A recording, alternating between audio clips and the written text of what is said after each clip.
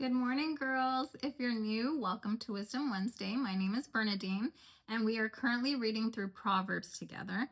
This week we're in chapter 13, and I want to talk about the people that we live with and the people that we live for. So let's look at a couple verses. Verse 10, it says, "Where there is strife, there is pride, but wisdom is found in those who take advice." And then verse 20, it says, "Walk with the wise and become wise." So this shows us that it is really important to surround ourselves with people that are wise, because from time to time we're going to need help. We're going to need some advice. And it matters who you surround yourself with because they will have an effect on your life. It also matters how you affect people's lives. So let's look at verse 22. I love this verse. It says, "A good person leaves an inheritance for their children's children." This is how God thinks. He thinks long term. He thinks well past what happens in your life.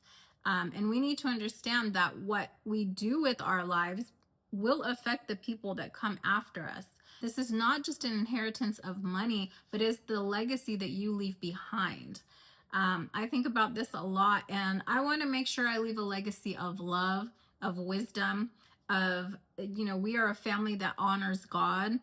You get to choose what you do with your life and what kind of legacy you leave behind for the people coming after you. And if you're not a mom, you don't get to skip this verse because I'm sure there are young ones around you.